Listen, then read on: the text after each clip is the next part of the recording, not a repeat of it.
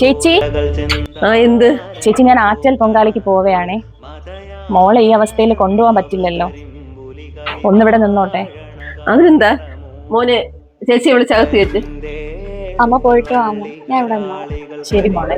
മൂടിയ വേടനീതോ അരചോര പറന്ന പെരും വഴിനായാടിയ കാഹളമോ കരിന്തേളുകൾ വള്ളികരാളികൾ കരിമൂടിയ വേടനീതോ അരചോര പറന്ന പെരും വഴിനായാടിയ കാഹളമോ.